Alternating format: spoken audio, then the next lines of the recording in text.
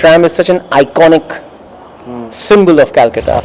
Unfortunately, I'm obsessive about planning. We have vulnerability, we have uncertainty, we have ambition, hope, fear, everything in this young detective. Bandyopadhyay is Banerjee, Mukhopadhyay is Mukherjee, Gangopadhyay is Ganguly, and Chattopadhyay is Chatterjee. That's really interesting. So now you've got some nice facts on Bollywood Hungama. My actual name is Dibakar Banerjee. Well, it's a huge privilege to have Dibakar Banerjee with us here in Kolkata, one of the rare directors in Bollywood who blends the artistic sensibilities with the commercial elements. Wonderful to have you on Bollywood Hungama, Dibakar. Thank you for having me. All right, first of all, the setting for the press conference here in Kolkata was really fantastic. It's totally austere and a total departure from Mumbai. Was it your idea? No, actually, I think it came up in a collective ideation session when the PR people and us and all of us kind of brainstormed. And I think one of us said that why don't we do something in a tram? Right. Because tram is such an iconic symbol of Calcutta. Absolutely. And which does not exist, unfortunately, in any other city in India anymore. And so from there it started developing. And our film is based in 1942.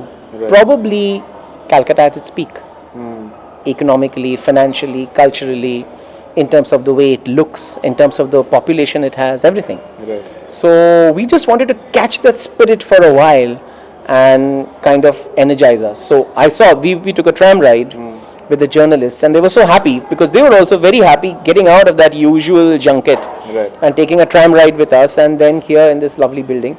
So it's just a way of kicking off. This is Broadband Palace, and you know my reference was the entire chairs and the chandeliers. It was very austere actually. Something totally different from like a Tajlands and or Marriott. Exactly. Nothing against them. Including the announcement of the press conference being written on a plain blackboard. Exactly. I found that lovely. I didn't expect that. I posted that your picture on Twitter with the same thing, chalked. Oh, me correcting the spellings, did it? Not correcting the spellings, like Dibakar Banerjee with chalk details of his movie. Okay. So yeah, that was, I mean, it kind of energized me also. What happens is that when the environment blends with what you're trying to say about the film, then you're that much more conscious and energized about the film that you're going to make, because we're going to make a film which is going to be based in 1942 Calcutta. Right. We're going to make a film which is going to be visually, Right. It'll have a lot of visual splendor. Right. This film is going to show a face of Calcutta which we haven't seen for a long time. Right. And it's going to have a lot of visual splendor. So that is why this helps us get into the mood. Right.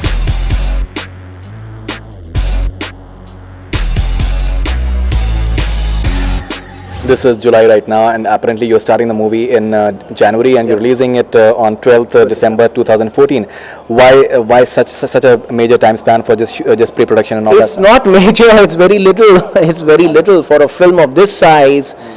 For a film to have this kind of special effects, this kind of backdrops. You see, unfortunately, I'm obsessive about planning, Right.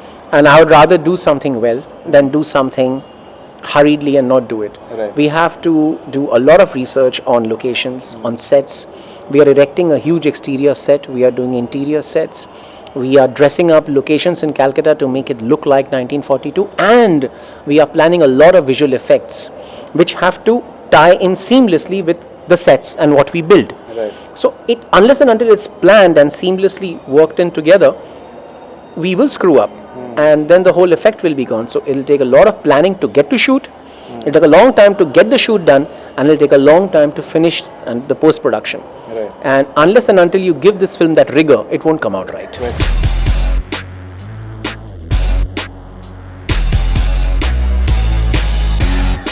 You're taking Byomkesh Bakshy in his early stages, like you're saying, like a 21, 22-year-old when he's starting off the entire thing, 942. Now, something about you've chosen Sushant Singh Rajput, who's a youngster, and so do we have that sort of naivety in a detective as well when you're just showcasing it? Of course, we have vulnerability, we have uncertainty, we have ambition, hope, fear, everything in this young detective, because he is trying to become something which no one even knows what exactly. First adventure once he's out of college. Exactly, this is his first adventure in life. Right. Of crime investigation, and he's just finished his MA in mathematics, Right. and he is getting out into the big bad world, and it's his first adventure. So I find that a fantastic premise. You know, we all see extremely mature and well-versed detectives break into the scene as if they were born with those detection skills.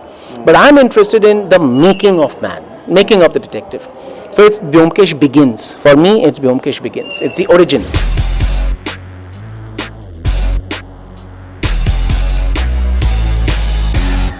One more thing which will come out, which is a positive personally, which I feel is that Sharadindu Bandyopadhyay, the writer of the Byomkesh series, you know, obviously the Bengali culture, the Bengali people revere him like anything, but now through this movie, the entire country will come to know about this man. I'm very happy that I'm getting the chance to do that, and because Sharadindu Banerjee, as a storyteller, Banerjee or Bandyopadhyay? it's the same thing. My actual name is Dibakar Banerjee, and Banerjee is the anglicized version of Bandyopadhyay because the British masters who coined these names couldn't pronounce Bandyopadhyay. So for general knowledge, yeah, Bandyopadhyay is Banerjee, Mukhopadhyay is Mukherjee, Gangopadhyay is Ganguly, and Chattopadhyay is Chatterjee. That's really interesting. So now you've got some nice facts on Bollywood Hungama also for a change. No, but mostly, I'm just kidding. Mostly we have good. I'm just kidding. So, the thing is, he is a very, his storytelling oeuvre is far beyond detective stories. He has historicals, he has supernatural stories, he has ghost stories, he has horror stories, he has romantic stories, he used to write plays, and he was one of the most well-loved writers of Bengal from the 30s to the 60s. 35 years. So that's something very, very rare, and if through this people get to know the genius of his characterization, then it'll be interesting.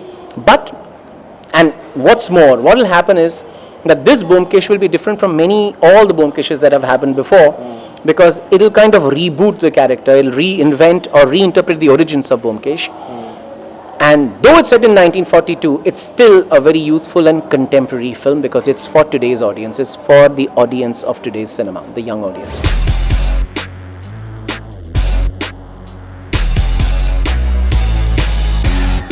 You're talking about the youthful part of it. I'm going to ask you the same question that I asked you in the press conference again. That you've mentioned somewhere that the children were banned from reading his stories up to a certain age because there's a lot of seductiveness, adventure, thrill, and romance. You also said that you were asked not to read his stories till the age of 16. So be a bit more open and tell us what exactly do you have those elements and. Of course. Many of Sharadindu's stories had extremely tasteful but extremely intense ways of depicting all human feelings and qualities like ambition, lust, greed, sex, romance, love, adolescent love, everything. And in a more prudish age, parents would be scared that if pre-teens read those books, then it'll be the end of the world. And of course, them telling the kids not to read it was an invitation for the kids to read it. Absolutely. And look how it turned out. I don't think I did too bad. So it's okay. So but those stories help you grow up. They are insights into life, and that's why I find them so fascinating. And most of Byomkesh stories. Right. The fascinating thing about Byomkesh is that he is a well-rounded 360-degree figure. He's not a sexless and constricted figure like many of the other detectives that we know. Even ambiguous. Sherlock Holmes, you can say that he may be homosexual as well. That is the postmodern analysis of it. I don't want to go into it because the correct person to ask that would be Conan Doyle. Poor guy, he's not alive anymore. Right. But what I'm saying is that I have never seen a detective character who is so much of a human being outside of being a detective as well. Right. You really don't know about Poirot or Holmes. What do they think at night, Right. You only know what they think about a case. Right. But Byomkesh, Sharadindu wrote about it.